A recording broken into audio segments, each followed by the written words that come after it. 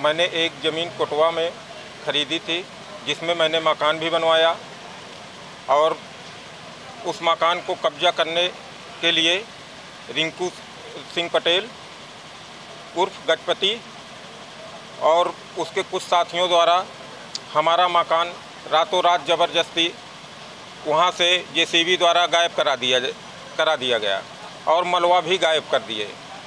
ये पवन सिंह पटेल हैं और इन्होंने एक ज़मीन मुबारकपुर कोटवा में ली थी और उसी ज़मीन के जस्ट पीछे एक रिंकू सिंह पटेल नाम का कोई व्यक्ति है जो शासन द्वारा भूमाफिया भी घोषित किया गया था और एक बंजर ज़मीन इसने बेच दी थी मंदिरी में।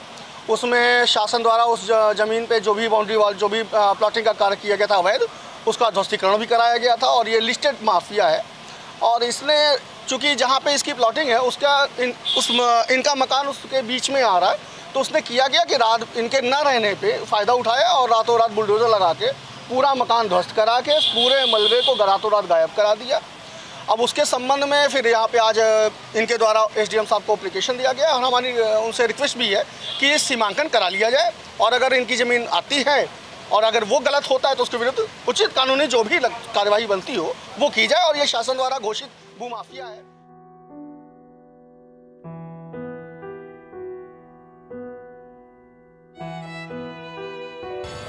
भूमाफियाओं को किसी का डर नहीं, मकान धराशायी कर जमीन पर किया कब्जा, पीड़ित एसडीएम से लगा रहा न्याय की गुहार।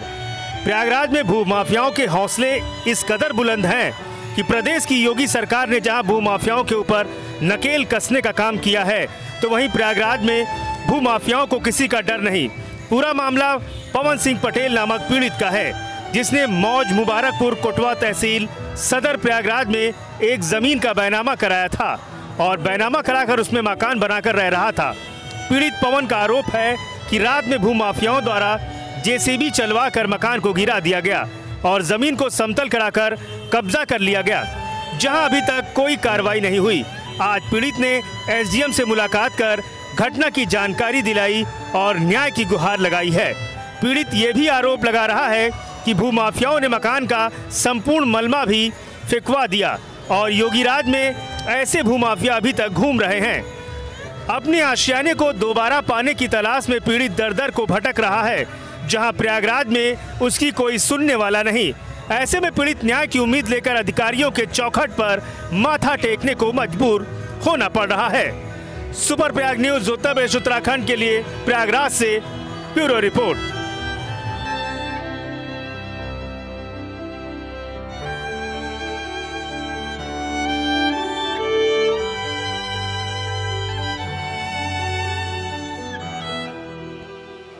मैं पवन सिंह,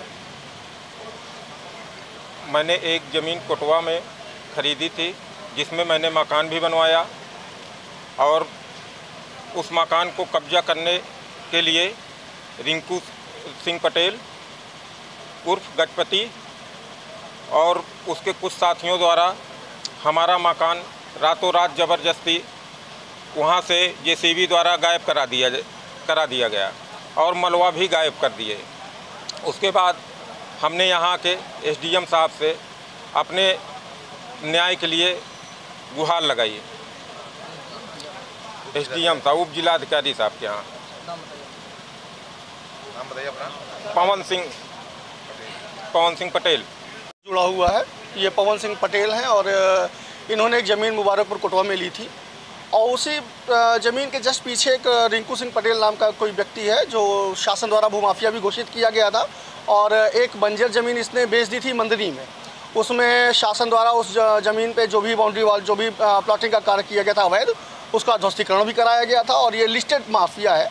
और इसने चूँकि जहाँ पे इसकी प्लॉटिंग है इनका मकान उसके बीच में आ रहा है, तो उसने किया गया कि रात इनके न रहने पे फ़ायदा उठाया और रातों रात बुलडोज़र लगा के पूरा मकान ध्वस्त करा के पूरे मलबे को रातों रात गायब करा दिया।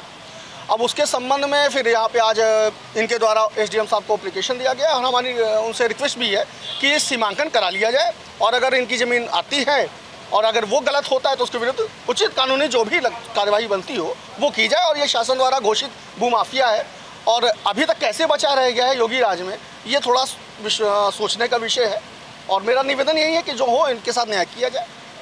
मेरा नाम दुजेंद्र सिंह, एडवोकेट। मैं यहाँ जिला कचहरी में वकालत करता हूँ।